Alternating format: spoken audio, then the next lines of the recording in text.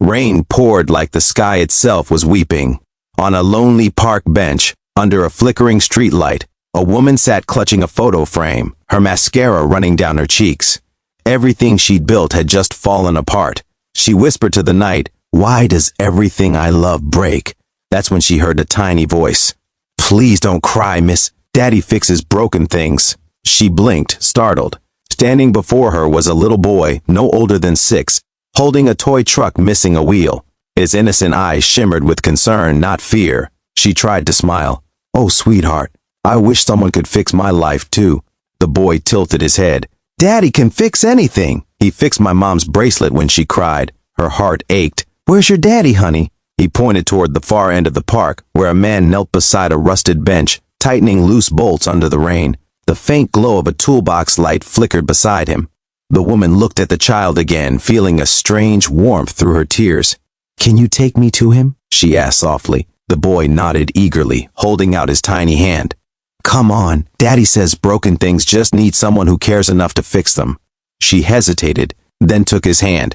As they walked through the rain, she had no idea her life was about to change forever. The little boy's hand was warm despite the cold rain. As they walked, puddles rippled under their feet, and the woman felt oddly safe beside this tiny stranger.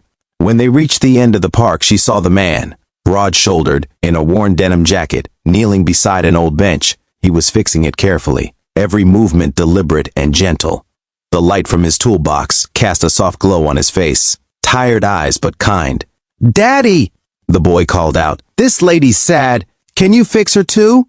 The man looked up, surprised. His eyes met hers, stormy yet calm, the kind that could steady a trembling soul. He stood, wiping his hands. "Hey there," he said with a warm smile. "Rough night?" She gave a shaky laugh. "You could say that. Lost my job, my fiancé, pretty much everything." He nodded slowly, like he'd heard it before. "I fix things for the city," he said. "Benches, lights, fences. But truth is, most things break because nobody cares enough to mend them. People too." Something about his words cut through her despair. "And you just fix them?" she asked. He shrugged. "One thing at a time, even broken hearts if they let me." The boy tugged her sleeve. "See? Daddy's magic." She smiled for the first time that night, a real smile, small but alive. The man picked up his toolbox. "There's a diner across the street," he said gently. "You look like you could use something warm." For the first time in days, she didn't want to say no.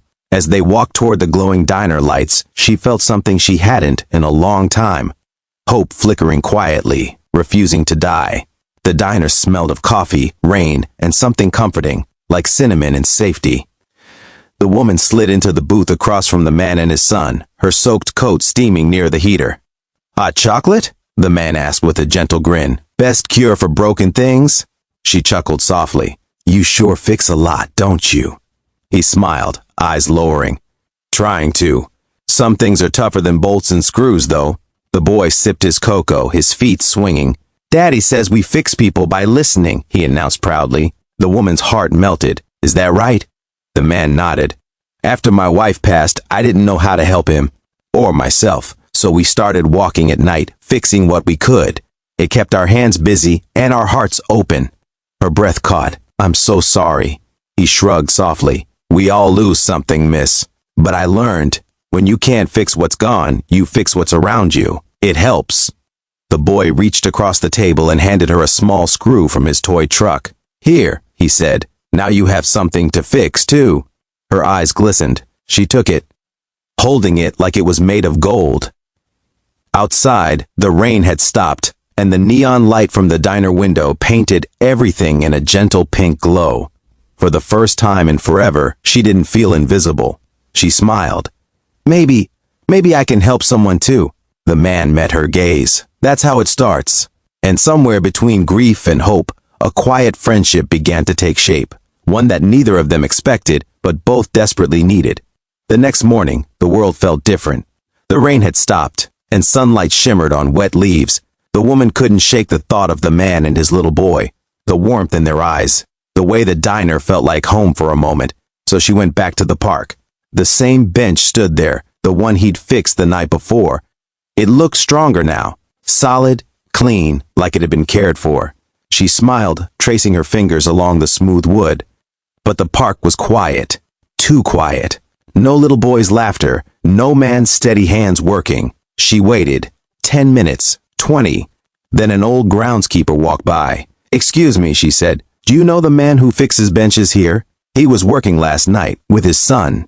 The groundskeeper paused, his brow furrowed. "Ma'am, I've worked here 15 years. No one's come around fixing benches at night." Her heart stuttered. "That can't be right. He was right there." He gave her a gentle look. "There used to be a man, a repair worker, came here all the time with his boy. They'd fix things, feed the ducks, but they passed away. Car accident about 3 years ago." Her breath caught. "What?" The groundskeeper nodded sadly. "They say sometimes folks see him near that bench. Never harm anyone. Just fix things." She stared at the bench, the screws gleaming in the sunlight, the same ones he'd tightened with such care. A tear slipped down her cheek. And then, faintly, she heard a child's voice in the wind. "Don't cry, miss. Daddy fixes broken things." Her trembling lips formed a smile. "He really does," she whispered.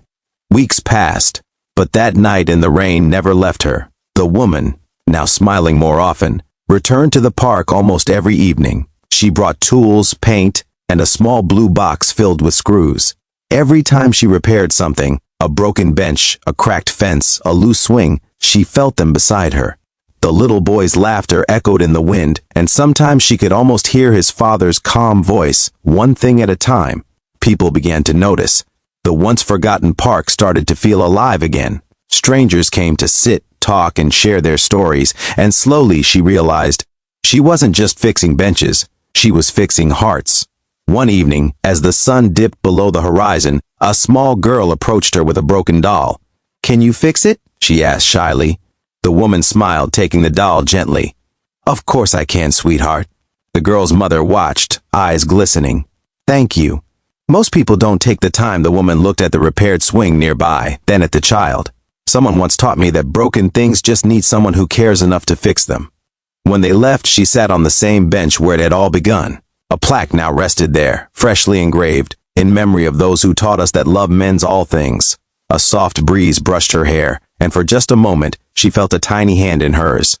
"Thank you," she whispered to the wind, and as the park lights flickered on, the world didn't feel broken anymore. It felt whole.